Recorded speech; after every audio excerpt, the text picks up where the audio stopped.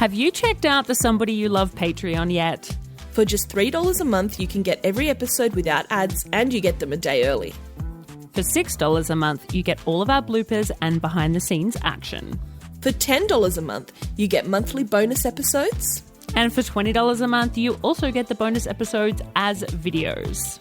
You can cancel anytime, and when you sign up, you get access to everything that we've posted so far.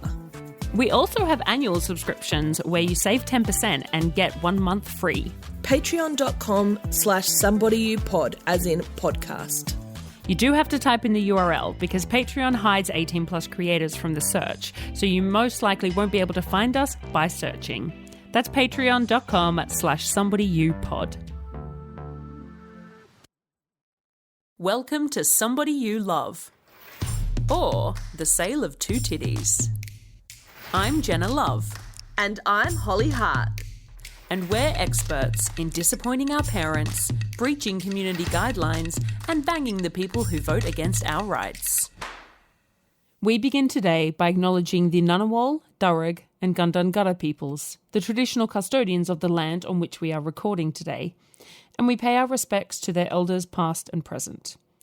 We extend that respect to any Aboriginal and Torres Strait Islander peoples who may be listening, and we note that any of our listeners who are also on this land are on stolen land. Just a reminder that Jenna and I are only speaking from our experiences.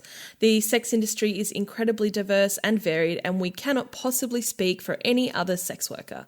We both have a lot of privilege being white and cisgendered, and it's important to recognise that we don't face the same levels of stigma and marginalisation that many of our peers do.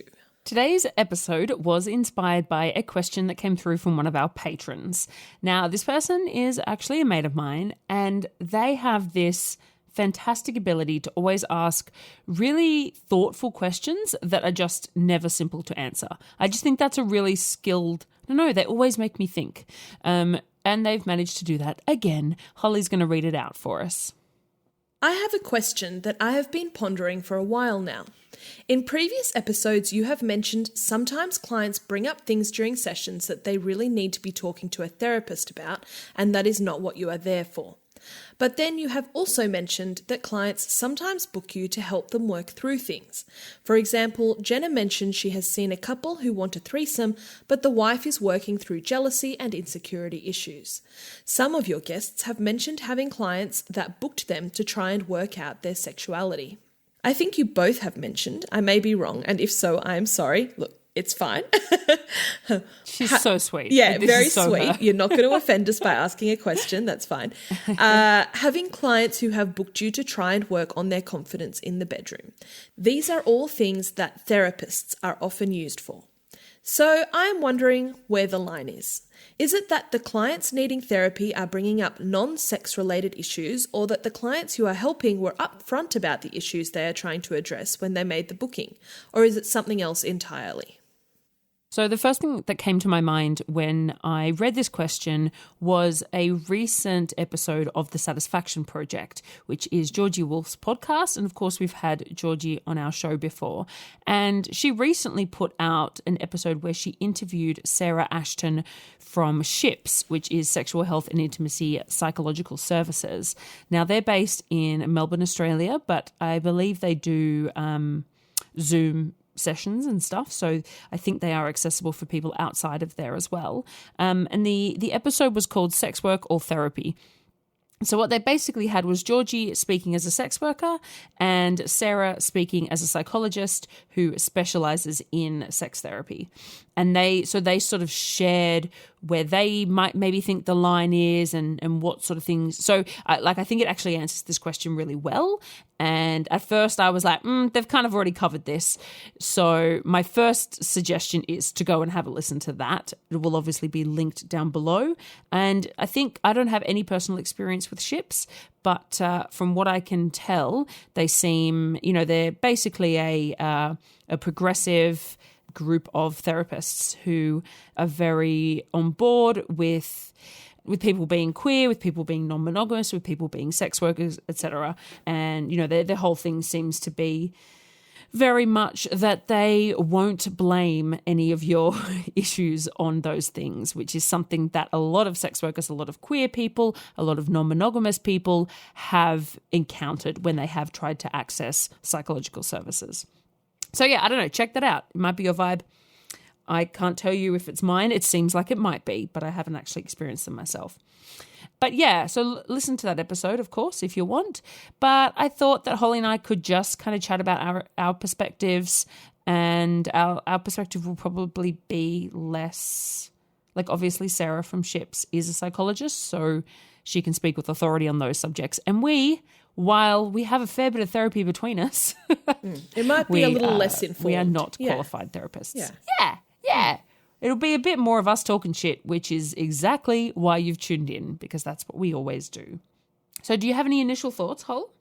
Yeah, I think it's a wonderful question, and I think something we have talked about, or that I have sort of disclaimed, that's not a word, but it is today, a few times on this show, is that we will constantly contradict ourselves, because what we are saying at any given time, we are using one frame of reference for. So we're on, a rant about one thing, and what we're saying is relevant to that point.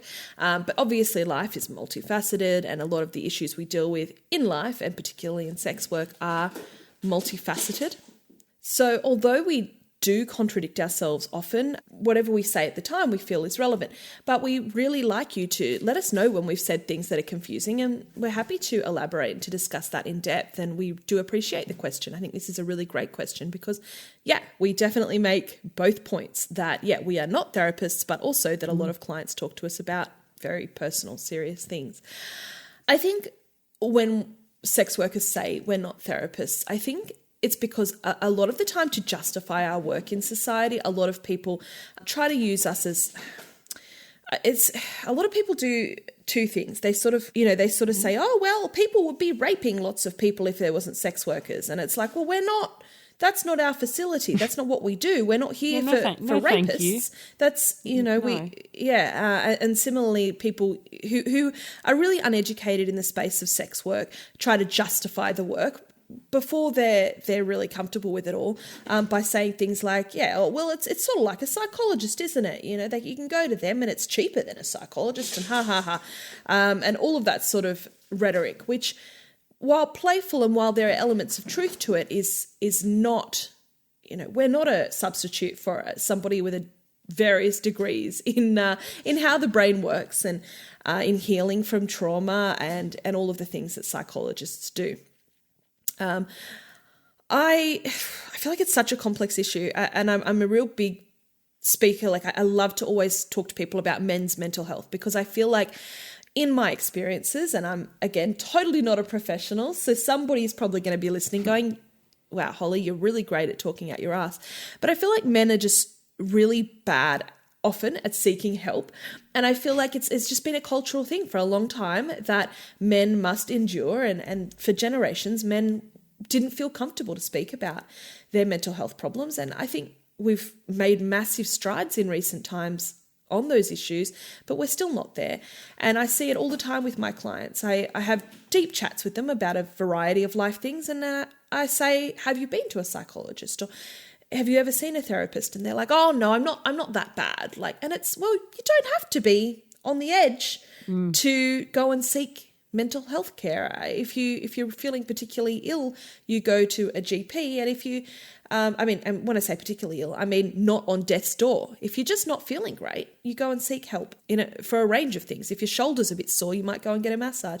Similarly, if you've just been feeling a little stressed or anxious or whatever lately, there's no harm, and there's actually a lot that a psychologist can provide. So I'm regularly sort of saying to my clients just how great therapy is. It doesn't have to be. I don't think it's just talking, isn't it? And I'm like, dude, if it was just talking, we would all be qualified therapists. That's not what therapy is. There is so much broader strategies and study and knowledge behind what psychologists do.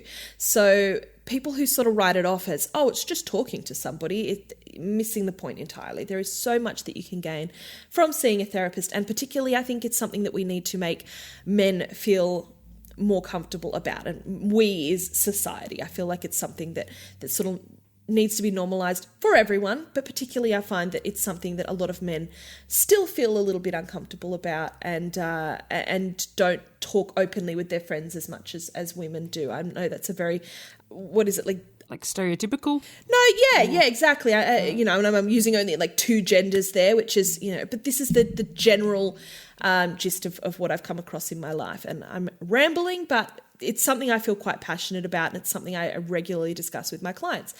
Yeah, I'm not qualified, but I am open to deep discussion. And I think when you have a really close, intimate time with a client where you're both vulnerable, you're both naked, you open up emotionally, physically, and that can be to varying extremes. I have clients where there's very little opening up and it's quite mechanical, and that's fine. But then I have clients where it's a really intimate time being physical together, and that gives them a place where they feel safe to have a chat about things. And if it's crossing a line that's upsetting for me to talk about, I'm really comfortable asserting my boundaries, and I'm comfortable saying, I don't feel like, but I generally don't have many boundaries, and I'm here for deep chats. And when I say I don't have many boundaries, I mean, I'm really big on really deep, open discussion, and I don't get triggered very easily is what I'm saying. So yeah, I'm really happy to have those deep conversations, but it's important that people remember that we are not qualified therapists. I would love to talk to you about things. I want to be here for your journey. I really enjoy that connection, and that's something that is a pleasure for me. But there is such a big space for a GP, for a psychologist, for a psychiatrist, for professionals in that line of health. And that's my 20-minute take on it. I think what you said about, we're not qualified in these areas, and I'm probably wrong now. I think Sarah mentioned it in that episode of the Satisfaction Project. I think a qualified psychologist or a clinical psychologist has 7 years training minimum, something like that. Quite a lot, right? A lot more than I got training as a whore. Yeah.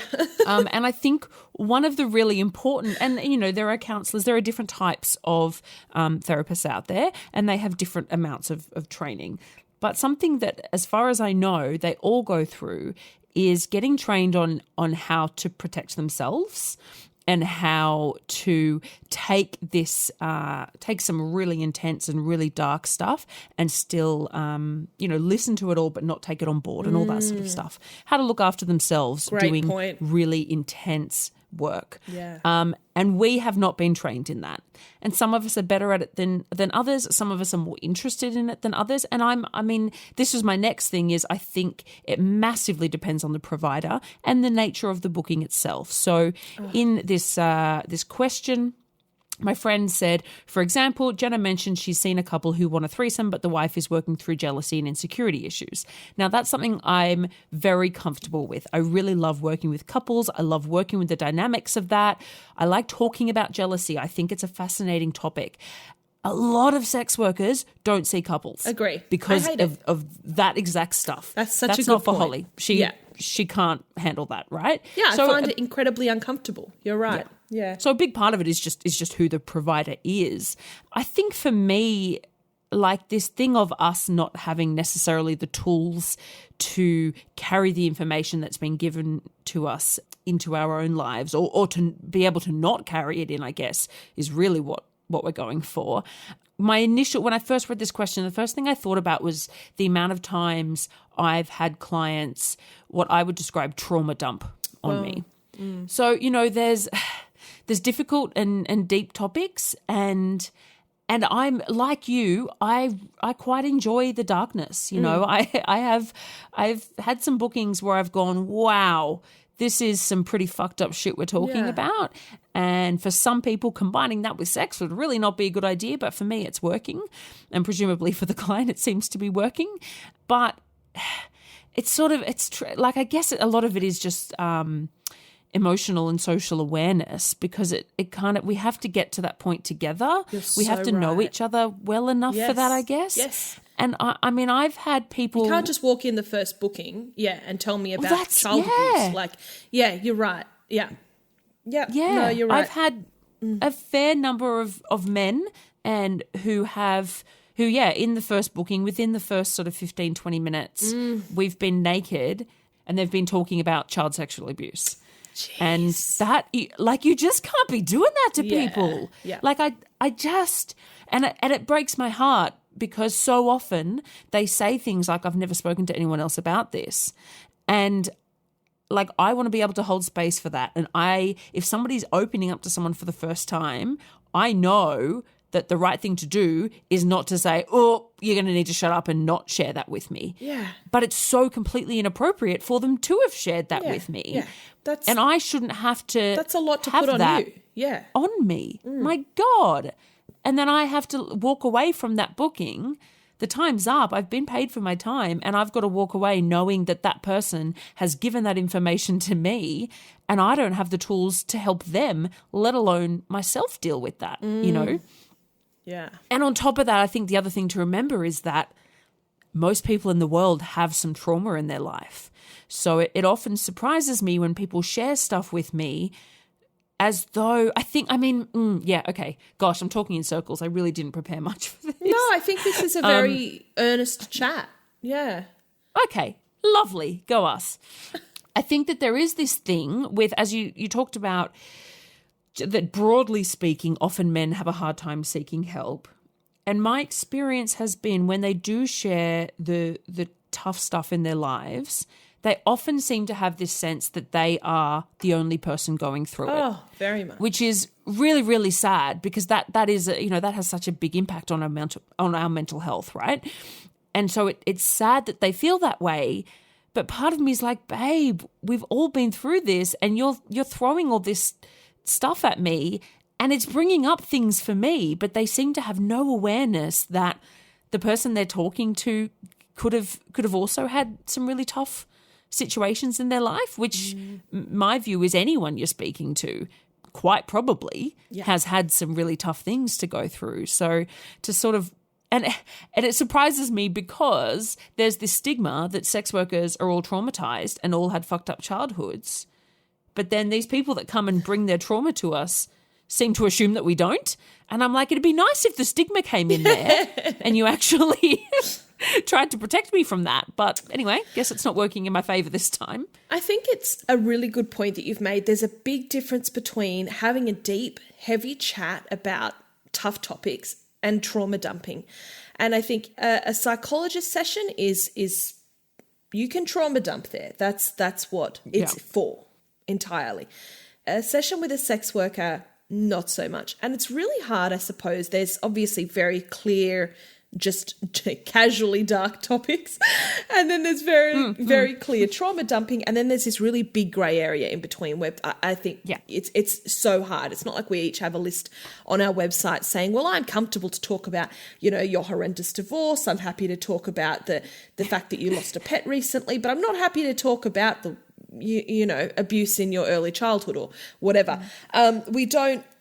You don't know. But I think, as you said, it's a real thing about social awareness and maybe just having a little bit of consideration for the person that you're spending time with, the level of intimacy involved. And I know that for neurodivergent people, that can be a little bit harder to read and to pick up on those things. And I guess that's also then comes back to us that it's part of our job to sort of say, I'm what you're going through or what you've described is really tough, but that's not something that I'm in a space to discuss with you right now, or I'm in a good place. And I think it would be really beneficial for you to go and have a chat to your doctor or have a chat about going and getting a mental health care plan. And if anyone who isn't aware, if you're living in Australia, you can get, I think it seems to vary, but you can get at least a few sessions for free through Medicare, if you have Medicare.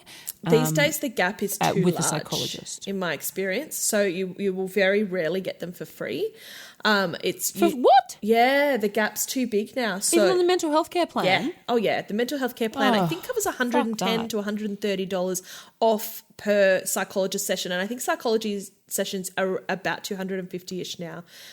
So you're going to be out of pocket somewhere between you're not about getting $100 it for under $200. Yeah. Yeah. In my experience and in my discussions with some of my clients and things like that, at the moment you're looking at about $100-ish gap, depending. Some psychologists charge a lot more, some clinical psychologists are usually more expensive, things like that, depending on your needs. But at the moment it's about $100 a session after Well, then rebate. don't take my advice. That's bullshit. But also, it's good that there's a help, but that's not enough. This is the hard thing, is that we are incredibly, as a nation and probably as a world, incredibly under-resourced in terms of psychologists. There are not enough psychologists to go around. Even here in Canberra, we have so many.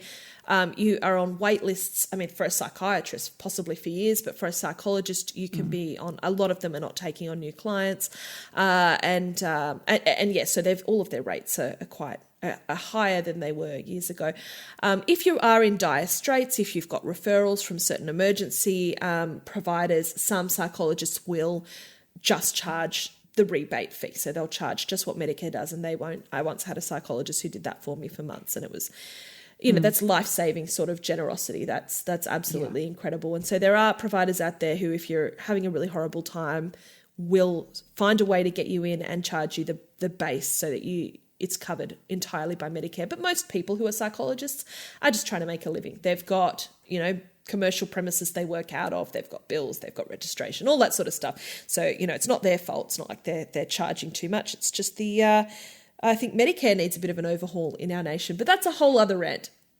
Point of the story is, that there are mental health care plans that can assist with getting therapy. And I'd say it's incredibly important that most people try, especially if you've got some shit you need to unpack. Yeah, exactly.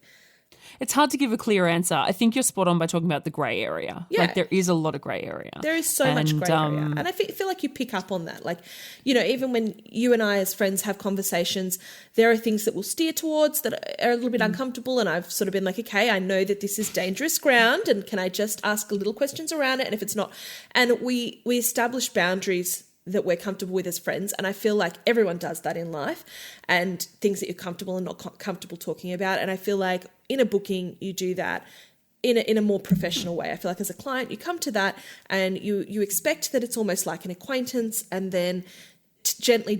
You don't just go in and drop your biggest, most depressing bombs. I feel like that's just consideration, and I think most people can relate to that. I feel like most people who have had friends or like you said, who haven't had friends that they've talked to, a lot of my clients who do have a lot of this heavy stuff, or there are things they've just never talked to anyone about. I think, just being aware of taking things gently when you're discussing what could be traumatic things is sensible. I do think that's a big part of this issue. And I assume a lot of sex workers get this. I have a lot of clients saying to me, "Oh, you're just so open-minded. I've never met anyone like you.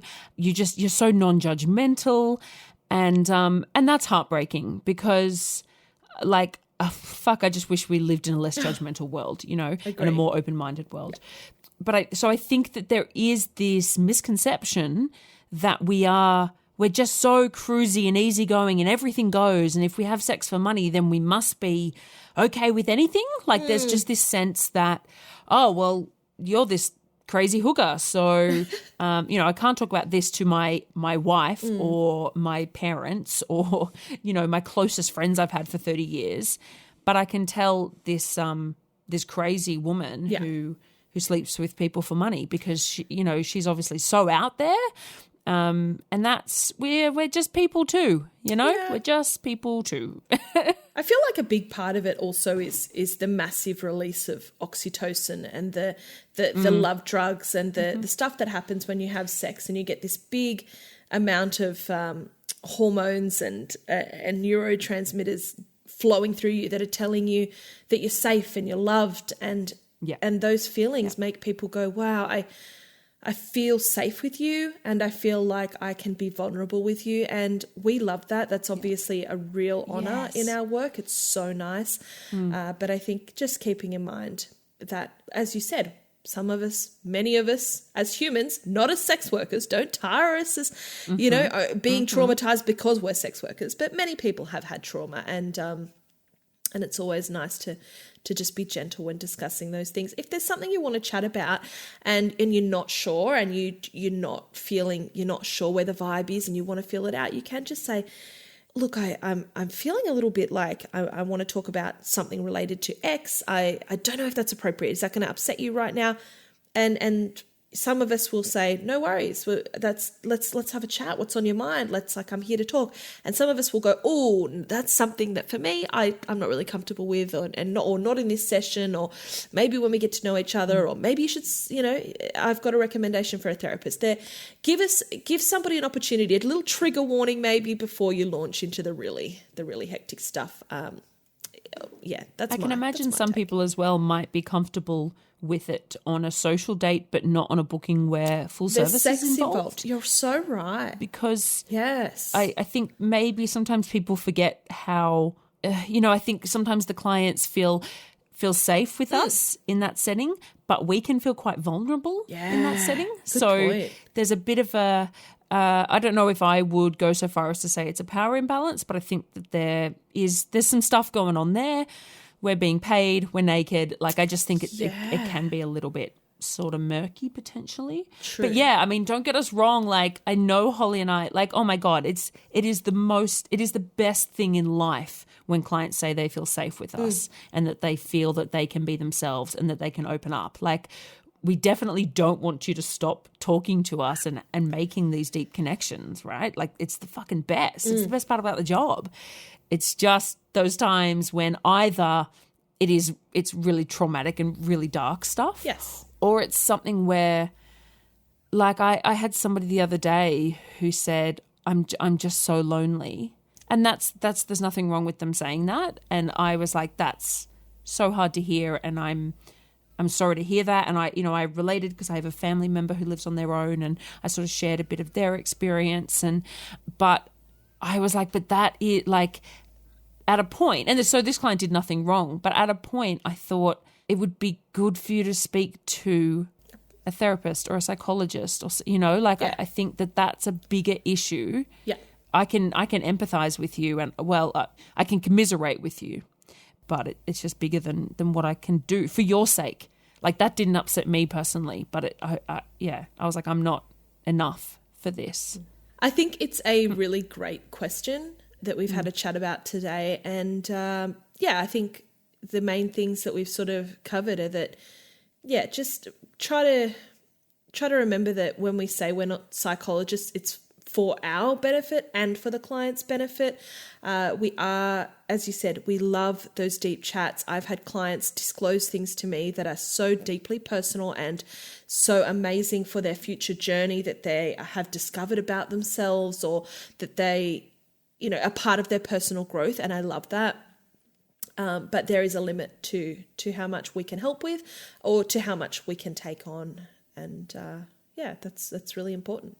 I'm going to add one more thing. Please keep going. I say one more thing, but you wanted to make very sure. Good at I just wanted to make sure that we were things. keeping on target Totally. of what the point of the episode was. Yeah. Clients who have been to therapy and then come to see us as a part of that journey are fucking hot. Isn't that awesome? I've had a few now. It's so great. And of course there's, they have to have obviously found a therapist who, is pretty cool and who is quite progressive, of course. But all of these people that I've experienced have, and they've gone to therapy generally, or a part of their therapy at least, is dealing with some aspect of their sexuality or their comfortability with the people that they're attracted to, social awkwardness, any of that sort of stuff. And then along with the therapist, their therapist knows that they're coming to see me as kind of taking the next step in that journey for them. And I know that they're going to be reporting back to the therapist afterwards about their experience and how they felt and as it goes on. And they are just the best because they've done all this work on themselves. Doesn't mean they're perfect. None of us are. No way. But they've done this work, and it's just really cool to be a part of them working on themselves, to be as a part of that. It's very cool. Yeah. Yeah. I should also mention, I have sort of said this really polarizing statement about men seeking mental health help. But I do have a lot of my male clients who do go to therapy and who do see psychologists and who have done massive amounts of work on themselves and on their mental health. And that's really admirable. And I've got so much respect for it. And it's not easy. It's incredibly hard. Yeah. And there are years in my life where I go, you know what? I just don't want to deal with my brain stuff right now. And that's fine. We get it. So totally. Yeah, go you whenever you do seek help. I've got a lot of respect for it.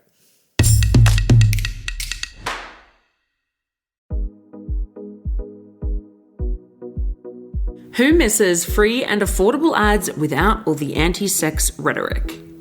Assembly 4 is a team of sex workers and technologists based out of Naarm, Australia, who have a specialised understanding of the complex challenges workers face and are dedicated to providing solutions to amplify their voices. Assembly 4 was founded on the belief that impact is more important than profit. They strongly believe that having the ability to make decisions about our bodies and sexual lives is a fundamental human right. Anyone should be able to make these choices without fear, violence, or discrimination.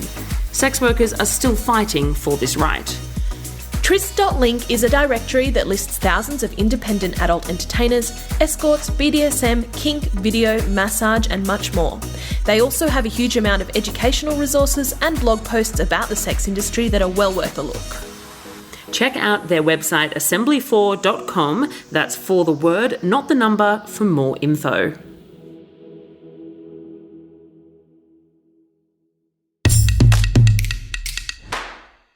Our misconception for this week, I think, is one that I had before I entered the sex industry, and it is that oral sex is safe sex, that effectively you can't transmit or receive STIs from having oral sex. Wow. I guess so. Yeah. I mean, it's not. I think I knew that you could, but I don't think I realized that you like. I think I thought the chances were super, super low. And I mean, they are lower, but I don't know. I think even more than that, I hadn't really thought about it, to be honest. I think that's probably a more accurate description of it. The thought of giving a blowjob or receiving cunnilingus with using a dam or a condom had not crossed my mind before I entered the sex industry. And I mean, I think that's the case for a lot of people. A lot of sex workers I've spoken to have thought the same. Yeah. Oh, wow. I don't know. When I talk to the kids, I talk to the people in their young 20s, I mean, a lot of them aren't even fucking using a condom for penetrative sex, let alone, no one in my school was using condoms for blowjobs. There was none of that. No way. Oh, I often did. That's amazing. Good on you. Is it? No, I don't know. Yeah, that's brilliant. But you know me, I really like condoms. Maybe. Yeah, fair. Maybe. Yeah, but I think that's really great. Is it? Yeah, but then I never did for penetrative sex. Oh my God, what? Okay, this is a whole other. So it was just that you didn't want dick taste. Is that what? No, I just get too horny for penetrative, so I'd be like, oh, who cares? Just go for it. Oh, wow. Okay, cool. We had different experiences. So one of the things we talk about, I think there's a real trend to move away from the term safe sex and to instead use the term safer sex, because no sex is completely quote unquote safe. No interaction with another human being is completely safe because we all have a bunch of germs. And actually, I was listening to a podcast just the other day about North Sentinel Island, where there's a tribe of people who have been effectively untouched by Western civilization. Yeah. Mm-hmm. And then every time Western civilization gets up in there, a bunch of them fucking die because we're all so diseased. This is what happens when you come in contact with people, is my point. So bit of a tangent, but we got there. So we like to say safer sex because, and this is, I mean, I get clients and inquiries all the time from people saying, "Oh, how do I make sure I don't get STIs?" And at the risk of sounding like a school in Texas, you don't have sex. Like if you don't want to get STIs, abstinence is genuinely your only option. But obviously, 100%. that's a fucking terrible option. Let's not do that. Let's have sex if we want to. So, yeah, there is, by going down on somebody who has a penis or a vulva, there is a risk that you can catch STIs. There is also a risk that you can pass on something to them. The risk, I think, for all of those things is lower than penetrative sex, for instance. Correct. There is information, you can Google, there's information out there about what sort of, how high the risk is for different things, but realistically, there's a risk with any of it, and that's just a decision you have to make for yourself. There is barrier protection out there, condoms and dams, for example, but even then, that doesn't prevent everything. And if you have skin-to-skin contact, for example, like a condom doesn't cover your whole body. Kissing, like I don't know if anyone's doing kissing with dams. I don't think that's a thing. Don't think so. I don't think that's a thing. And so, kissing itself, you can transmit things, of course. So, and you can transmit things that aren't STIs as well that way. Like, we're There's filthy a plethora fuckers. of delightful things you can pass on to another human being. Fortunately, it generally seems to be reasonably rare. How am I going to put this? In our lines of work, I think there are a lot of statistics that I think people have that misconception that sex workers have, higher rates and all of that, but the data says otherwise. And I think, you can do all of the precautions there. You can look online, there are a lot of tips on, what to look for before you engage in various activities with somebody else, preventative medicines, barrier protections, all of that sort of stuff. So there's information out there. And regular testing, of course. Oh, we love regular testing. It's really, I know a lot of people I've met are like, oh, but will they do, is this going to, they're really nervous about it. Are they going to, and I'm like, it is so, I don't know. I mean, I know different states have different approaches. I've heard some people go to get tested in places like Queensland and it's been more judgmental. But for people here in the ACT, it's incredibly anonymous feeling. It's really unobtrusive and it's quick and easy. And they send you a text a few days later. So great. And that peace of mind, such a good it's feeling. so nice, isn't it? It's just always nice making sure you're all right. Definitely. Oral sex is safe. Sex is a misconception.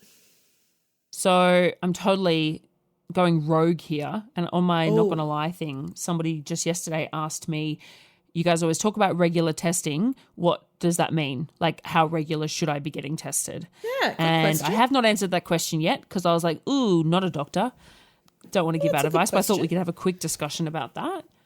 I mean, for me, I do swabs every 3 months and bloods every 6 months. I know there are people who do it more often than that. My sexual health clinic that I go to doesn't like to do it more often than that. They say they don't see a point and they consider me low enough risk that there's no point doing it more often than that. And, I'm having sex with a lot of people. So, if you're somebody who's having sex with just a few people, then that regularity, I guess, probably isn't necessary, but it can be great for the peace of mind. And if you live in a place where you can get testing for free, then fucking take advantage of that socialized healthcare. Like, go for it. Definitely, 100%. Yeah, I get my swabs about once every 3 months as well. I used to probably get them a little less frequently, but now that I offer BBBJ as an extra, I go and get my swabs done more regularly just for peace of mind for myself and for my clients. And I get my bloods done now probably almost once a year. I was doing once every 3 months, and they were like... Yeah, they were like, what are you doing? They're like, this is way too often. Yeah.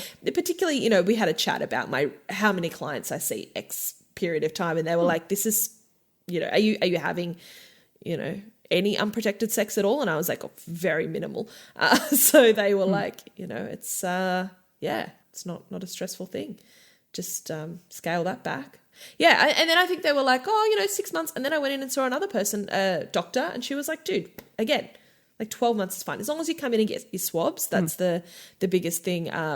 Yeah, your biggest sort of risk. Yeah, but, to be fair, it's over the last few years, I've probably only done bloods once a year, partly because of COVID. Like it's just I haven't worked for periods of time and whatever, and so it hasn't.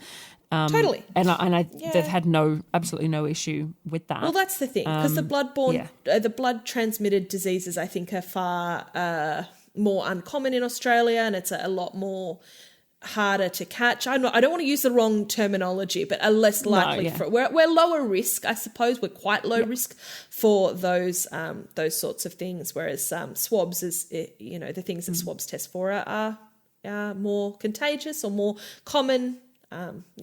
Just what you said about the process being fairly kind of anonymous and all of that. At one point I went to a new sexual health clinic and had to go through a form about my sex practices, basically. So there often will be questions about we don't do that in Canberra. About how you do. Yeah, well, but you said they asked about like how many clients you have and that sort of thing, just when we had a big chat about it. Just when she was like, how often are you getting this done? And I was like, every 3 months. And she was like, I don't know if you need it that often. Do you want to? And so we, began a conversation. But otherwise, it's literally tick a box. Do you have symptoms? Yes or no? And you go in and done. Yeah. Yeah, right. Well, this one place I went to, it was a lot more involved. And I wish I'd taken a photo of the form because I thought it was hilarious. Because at the time I had 4 partners and 2 of those partners were men one of them was a man who had sex with other men very occasionally. One had sex with other men more often, and that one had sex with trans people quite a bit. And then one was a woman.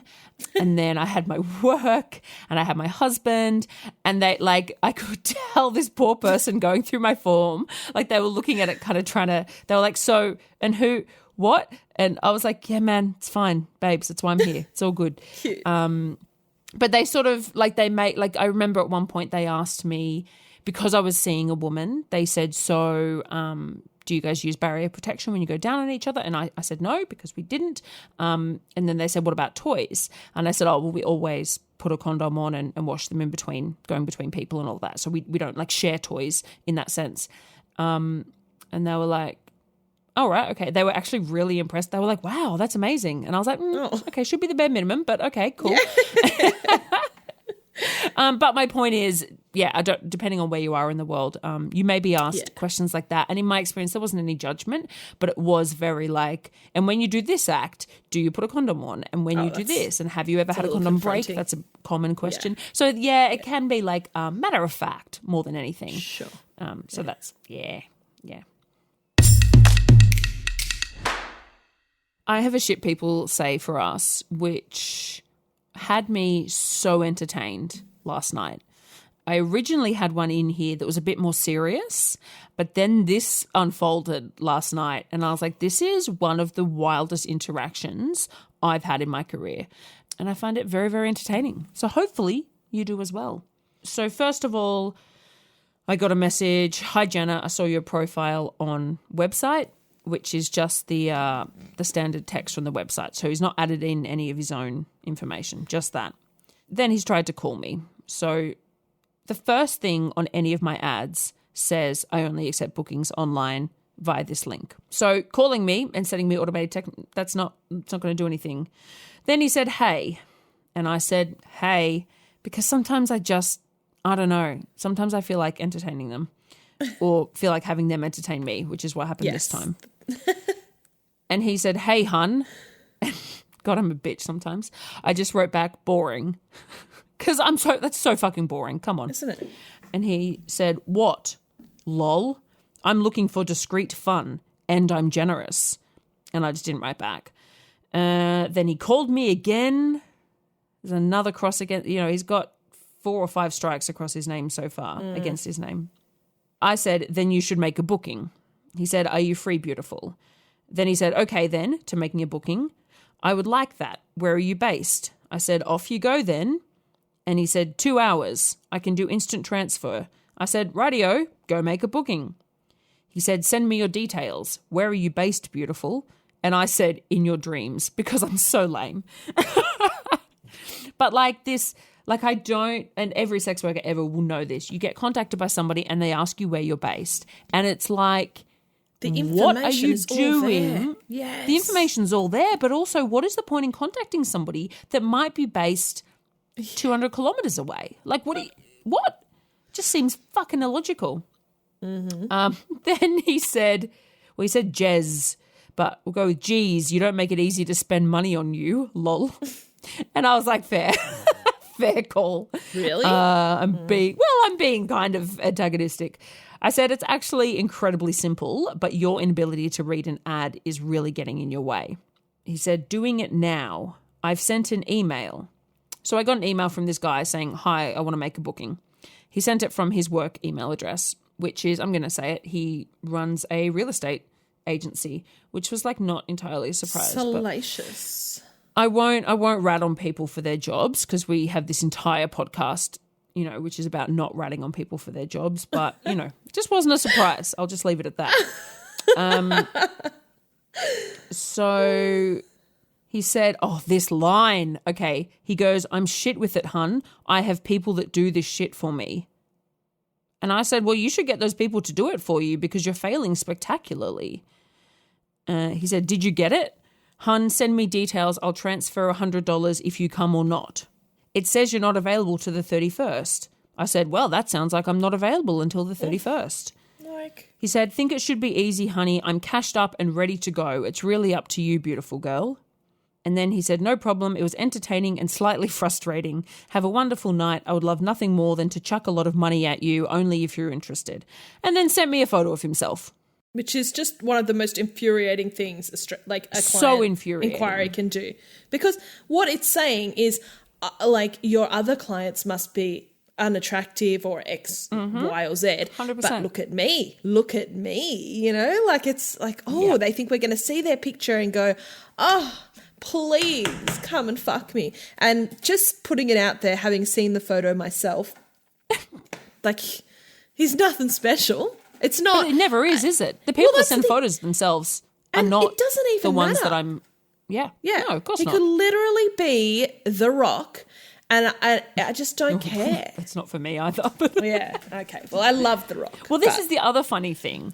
Like, you know, they don't know anything about us, and my type is just so far from what you normally send because, you know, for those who don't know, I don't like big kind of dominant masculine men. That's really not my type. So a lot of the time they send these photos showing off their muscles and looking like really intimidating. And I'm like, this is hilarious because if you wanted to impress me, you've just got like, you don't know what my type is. And it's really, it's very much not that.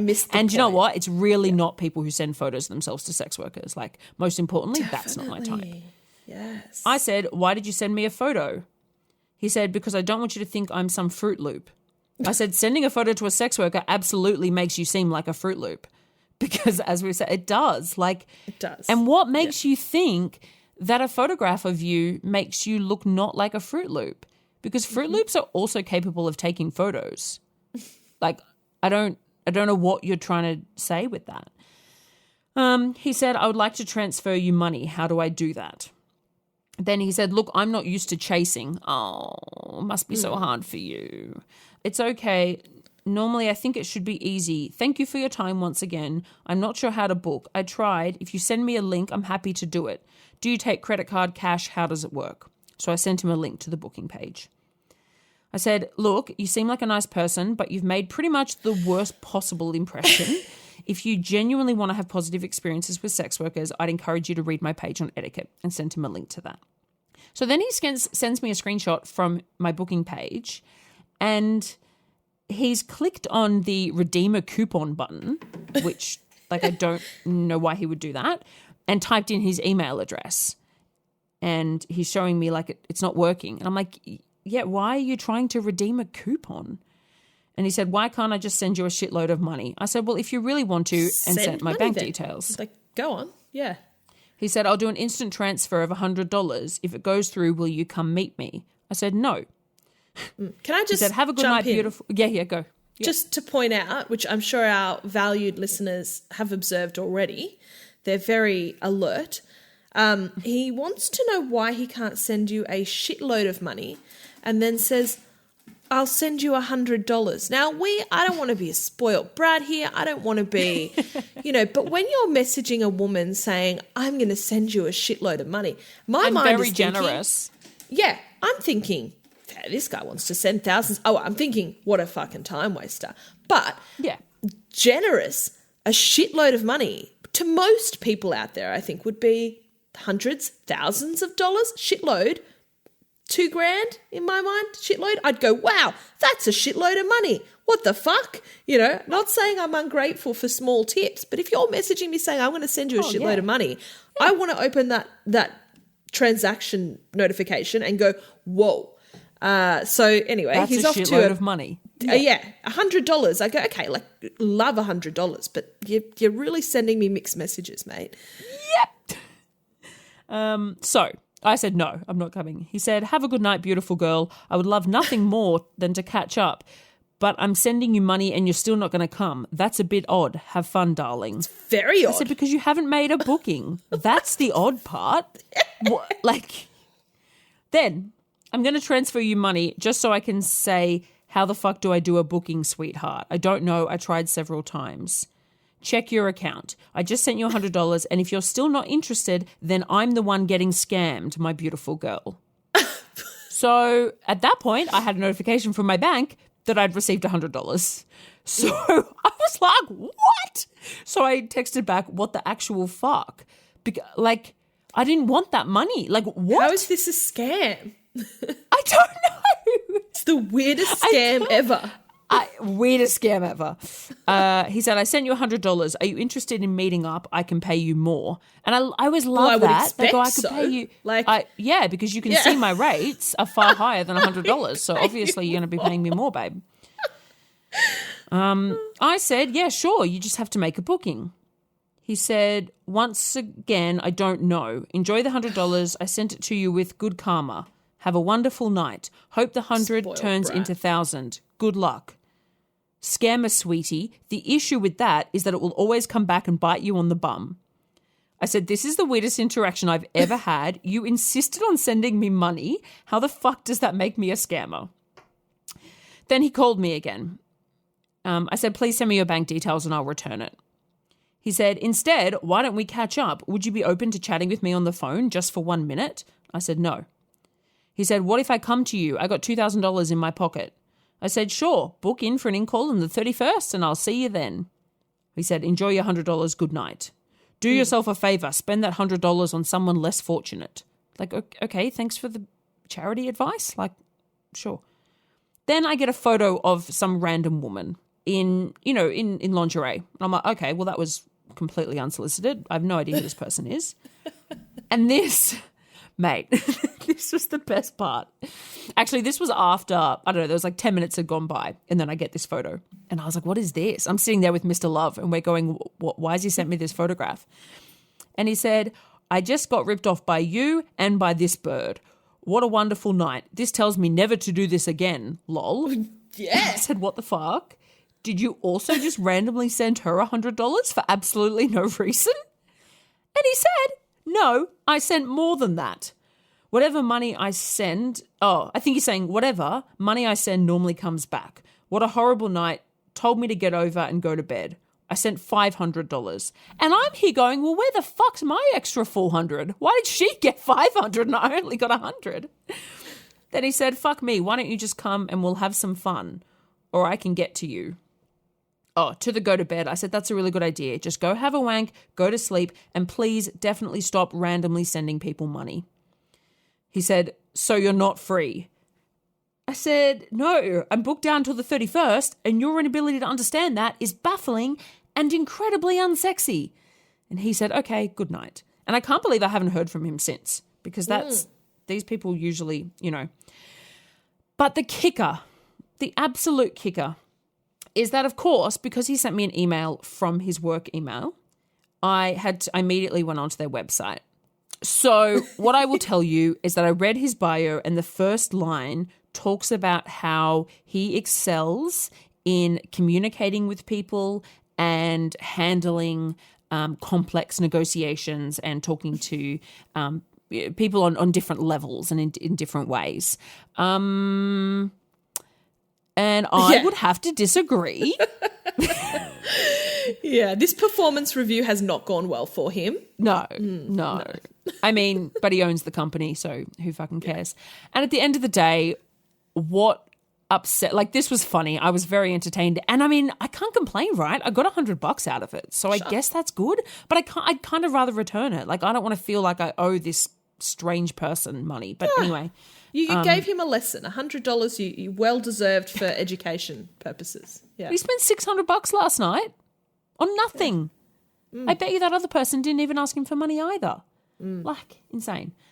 But what upsets me though is, like, this person has a quote unquote respectable job and, you know, is the principal of this company and has people that work underneath him and wears a suit and has fancy bland headshots and all of that.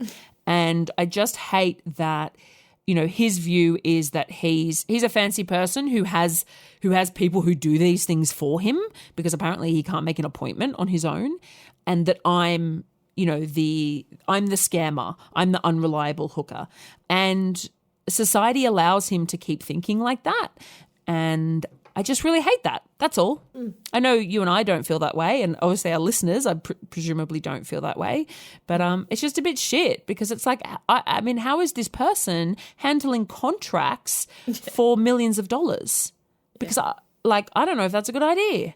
I feel like it's very frustrating for me with these sorts of individuals because we hear from this sort of person reasonably often where it's really just a game of playing dumb, in my opinion. He knew damn well from the point that you said it looks like I'm booked out till the 31st. He knew you weren't available. But instead of saying, well, okay, you know what? I'd love to meet you. Let's book it in. They play dumb. They do this whole, I just want to give you money, babe, because they think we are so desperate.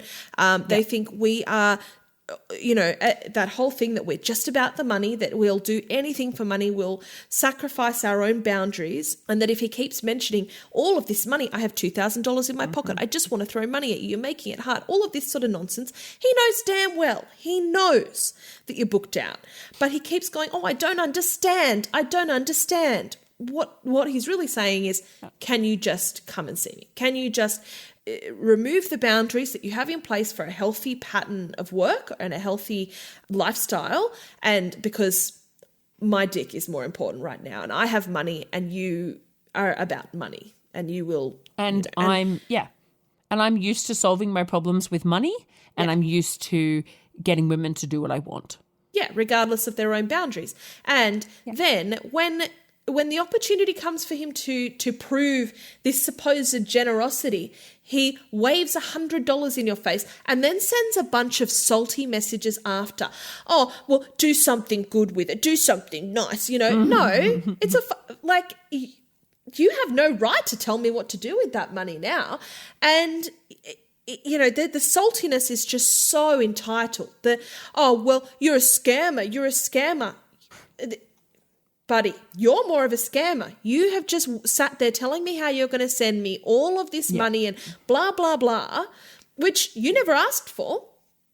And then put $100 in and then played salty about it and took up half of your night with not listening to very basic instructions. So I don't know who's the scammer here. Absolutely. And I think it's relevant to mention this conversation started at 11 p.m.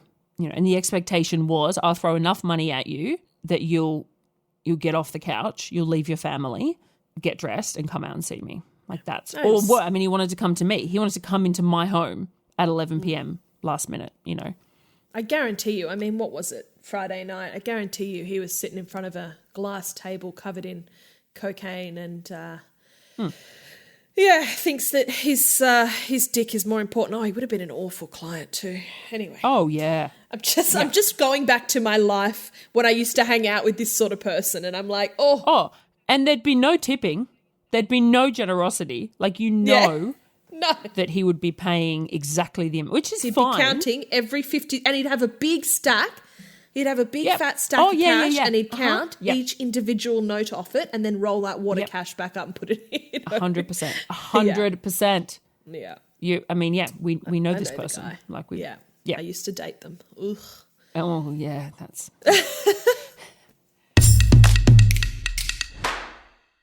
Thank you to our very foxy patrons, our new very generous somebodies, Bianca and Tessa. Our even more generous somebodies, Lachlan, Timmy, Steve, our footstool, James E, Scott C, our secret admirer, Andrew, Adam Smith, Leslie, Ellen, Sub London, Scott Watson, Miss Billy, Nora Knightley, Andrew, Wheezy, Fritzia Tits, Mr. E, Brandon, Simon, Alfie, Ophelia Parker, Aaron, Nomad, and Greenie. And our extremely generous somebodies are Josh, Sergio, Aaron, Pete, Andrew, Brino, Sienna Saint, Adam Moore, and Wombat. Thanks so much for joining us for this really frank and deep and heavy chat at times, but also with some fun lols at the end. Yeah, I think it's important. Sorry, that we didn't really answer the question, though. We don't have a clear answer for you. I think we did. Hopefully yeah, we do. Okay. All right. We do. We do. I think, be vulnerable with your sex worker, but also keep in mind that, therapists are far more trained than us. And therapy is healthy, and we should all get some therapy at times in our lives. Yeah, if any of this sort of conversation brought up anything for you, do have a chat to your doctor, call Lifeline, call a counsellor, talk to somebody that you care about, that you feel like you can talk to. There's no shame in being open about your vulnerability and your any mental health problems or any mental health blips. We all have them. Just like we all have physical health problems. Yep. Our bodies are just fallible. It is what it is. Yeah. All right. Love you guys. Mwah. Bye. See you next time. Please look out for us on Twitter, Instagram, Facebook, and Patreon. Our name everywhere is Somebody You Pod, as in podcast. Our Patreon starts at just $3 a month, and you can get all of our episodes ad-free and a day early, plus bonus episodes, behind-the-scenes action, bloopers, and more. Thank you for taking the time to listen to the voices of sex workers. And remember, somebody you love might just be a sex worker.